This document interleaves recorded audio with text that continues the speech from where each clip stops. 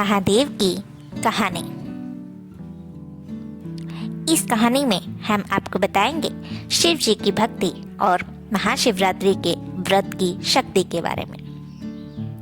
ये कहानी है पार्वती की। पार्वती अपने परिवार के साथ रहती थी। उसके परिवार में उसका पति, एक बेटा और उसकी सास थी। उसके पति का नाम प्रेम था और उसका बेटा अखिल स्कूल जाता था। वो पढ़ने में बहुत तेज था। पार्वती शिव जी को बहुत मानती थी। वो हमेशा शिव जी का नाम जपती रहती थी। उसे शिव जी पर बहुत विश्वास था। वो बहुत अच्छे से अपना घर संभालती थी और सब उससे बहुत खुश रहते थे। वो भी अपने परिवार के साथ बहुत खुश रहती थी। प्रेम बहुत मेहनत करता था और अपने बेटे की स्कूल की फीस भरता था और जैसे तैसे उसके घर का खर्चा भी निकल जाता था। पार्वती गांव के कुएं से पानी भरने जाती थी।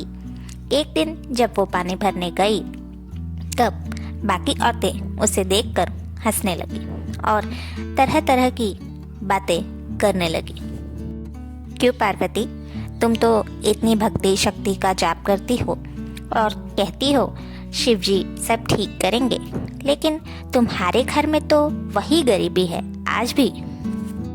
तभी पार्वती अपने महादेव की शक्ति को जताते हुए बोलती है, मेरे शिव जी महान है। उन्होंने मुझे इतना अच्छा परिवार दिया है और मुझे क्या चाहिए। पैसा वो तो हाथ का मैल है, आज आता है कल चला जाता है। हम गरीब लोग हैं, इसका मतलब ये नहीं कि शिव जी हमें नहीं देखते। शिव जी सब देख रहे हैं। वो मेरी प्रार्थना ज़रूर सुनेंगे। मुझे पूरा विश्वास है मेरे महादेव पर। इतना कह के पार्वती पानी भर के घर चली जाती है। तभी प्रेम को घर पर उदास बैठा देखकर उससे उदास होने का कारण पूछती है। तभी प्रेम बताता है कि उसकी नौकरी चली गई। अब वो घर का खर्चा कैसे चलाएगा और अखिल की फीस कैसे भरेगा। ये सारी बातें सोचकर प्रेम रोने लगता है। तभी पार्वती उसे समझाती है कि शिव जी है ना, वो सब ठीक कर देंगे, आप चिंता मत कीजिए। पार्वती की बातें सुनकर प्रेम को थोड़ी सी आशा नजर आती है, लेकिन वो खुद को चिंता करने से नहीं रोक पाता है। उसकी तबीयत अब खराब होने लगती है। ये देख उसका बेटा बहुत परेशान हो जाता है और वो बिना किसी को बताए घर से बाहर चला जाता है और जाकर रद्दी बेचकर पैसे घर ले आता है। और प्रेम को पैसे देकर अखिल बोलता है, पापा आप चिंता मत कीजिए, मैं पैसे कमा के लाऊंगा, मैं आपकी मदद करूंगा। छोटे से बच्चे की ये बड़ी बात सुनकर प्रेम और पार्वती की आंखें भर आती है। तभी प्रेम अखिल को समझाता है, बेटा तू बस पढ़ाई पर ध्यान दे, पैसे मैं कमाऊंगा, मैं दूसरी नौकरी ढूंढूंगा और फिर सब ठीक हो जाएगा बेटा। अखिल स्कूल जाता है और प्रेम दूसरी नौकरी ढूंढने निकलता है और पार्वती अपनी सास के साथ शिव जी से प्रार्थना करती है। कुछ दिन तक ऐसे ही चलता रहा। प्रेम को नौकरी नहीं मिली और दूसरी तरफ अखिल की फीस न भरने के कारण उसे स्कूल से निकाल दिया जाता है। अब गांव वाले भी प्रेम और पार्वती को बहुत ताने मारने लगे और उल्टी सीधी बातें करने लगे। पार्वती बस शिव जी का नाम जपती रहती थी। अब सभी लोग गांव वाले उसे यही बोलते थे कि शिव जी का नाम जपने से कुछ नहीं होगा, ये अंधविश्वास है। लेकिन पार्वती ने किसी की नहीं सुनी। सोचते सोचते प्रेम को हार्ट अटैक आ जाता है। पार्वती उसे अस्पताल ले जाती है। तभी डॉक्टर बताते हैं कि प्रेम अब कोमा में जा चुका है और उसके इलाज के लिए ढेर सारे पैसे चाहिए, लेकिन पार्वती के पास पैसे नहीं थे। उसने अपने गहने गिरवी रख दिए। अगले दिन महाशिवरात्रि थी। पार्वती ने ये व्रत रखने की ठान ली कि वो अपने पति को बचाने के लिए ये व्रत करेगी और शिव जी उसकी ज़रूर सुनेंगे। एक तरफ प्रेम का इलाज चल रहा था और दूसरी तरफ वहाँ घर पर पार्वती सुबह से ही महाशिवरात्रि का व्रत रखकर पूजा कर रही थी। उसकी आंखों से आंसू रुक नहीं रहे थे, फिर भी वो शिव जी के नाम का जाप करती रही।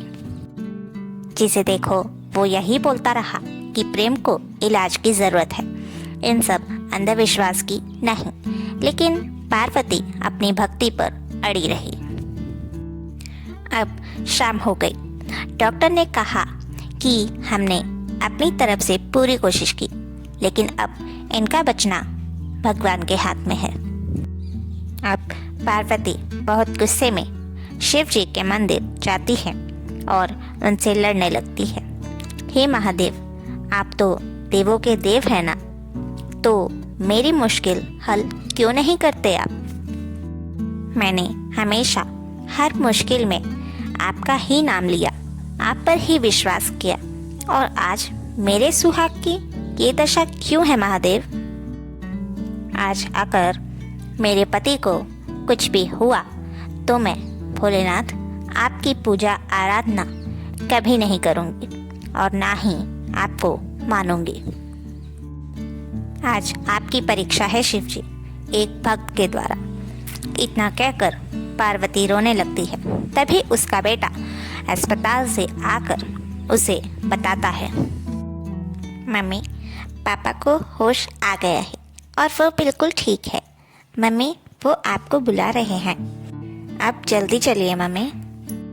अखिल की ये बात सुनकर पार्वती खुश हो जाती है और महादेव को धन्यवाद बोलकर अस्पताल चली जाती है। 2 दिन बाद प्रेम घर आता है। तभी उसके घर अखिल के स्कूल से लेटर आता है, जिसमें लिखा था कि अखिल की पूरी पढ़ाई अब एक स्कॉलरशिप द्वारा होगी।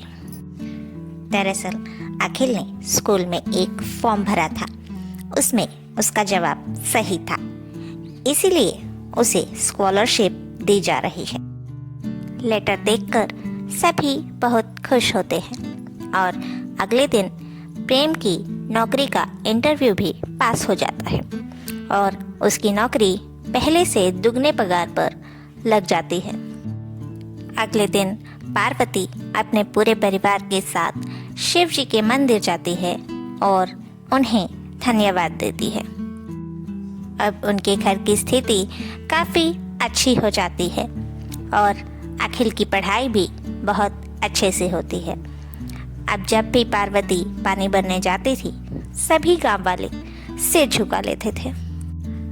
पार्वती ने उन्हें समझाया, सिर झुकाना है तो महादेव के सामने झुकाइए आप लोग, मेरे सामने नहीं। महादेव जी ही हैं वो जिन्होंने मुझे इतनी मुश्किलों से बाहर निकाला और सब ठीक किया। अब गांव के सभी लोग हर साल महाशिवरात्रि का व्रत करने लगे और शिव जी को मानने लगे। पार्वती और उसके परिवार में सब कुछ ठीक हो गया। फिर प्रेम ने पार्वती के गहने जो कि गिरवी रखे थे वो भी छुड़ा लिए। पार्वती के विश्वास और भक्ति के कारण आज उसका परिवार सुखी है। इस महाशिवरात्रि के पावन अवसर पर हम आपको इस कहानी द्वारा महादेव की महिमा दिखाना चाहते हैं। हम सभी को ये बात माननी होगी कि महादेव का फैसला हमेशा हमारे लिए अच्छा ही होता है। वो कभी हमारे साथ गलत नहीं होने देंगे, बस हमें भरोसा रखना है। तो ये थी हमारे महादेव की कहानी। जो भी महादेव की भक्ति करता है वो कभी निराश नहीं होता। देर सवेर उसकी इच्छा महादेव ज़रूर पूरी करते हैं।